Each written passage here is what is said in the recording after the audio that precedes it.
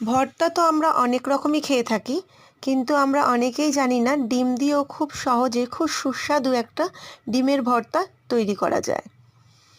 প্রথমে দুটো ডিম আমি সেদ্ধ করে নিয়েছি। এখানে আমি একজনের মতো ডিম ভর্তা বানিয়েছি।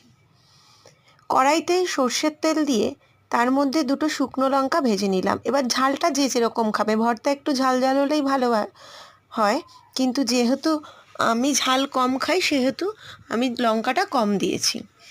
একটু বেশি পরিমাণ পেঁয়াজ দিতে হবে। যে কোনো ভর্তার মেন ইনগ্রেডিয়েন্টস হচ্ছে পেঁয়াজ। পেঁয়াজ কেউ ভেজে দেয় ভর্তাতে, কেউ আবার কাঁচা দেয়। তো আমার মনে হয় ভর্তাতে একটু পেঁয়াজ ভালো করে ভেজে দিলেই ভালো হয়।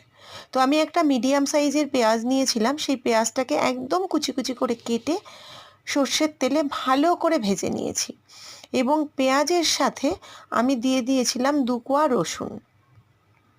কারণ আমার মনে হয় ভর্তাতে একটু স্ট্রং ফ্লেভার হলে খুব ভালো লাগে খেতে।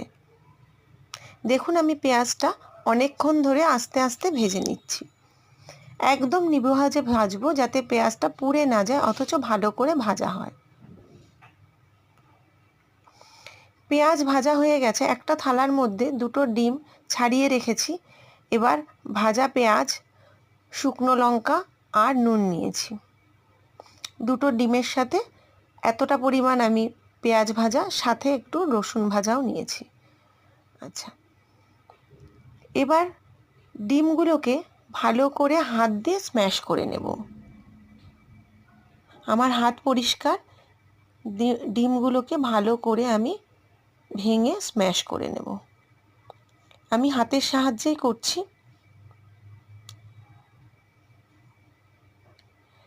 এরপর পেঁয়াজ ভাজা, লঙ্কা ভাজা আর নুন দিয়ে ভালো করে এটাকে মাখবো।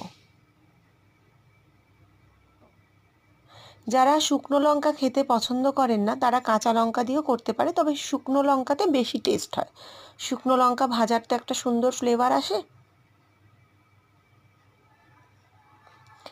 এটা কিন্তু গরম ভাতের সাথে দারুণ লাগে খেতে।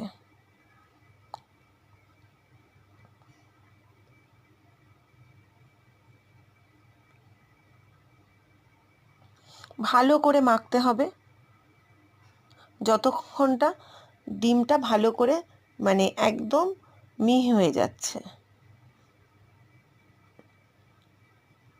আমি গরম ভাতের সাথে ডিম ভর্তা দিয়ে খুব ভালো খেয়েছিলাম।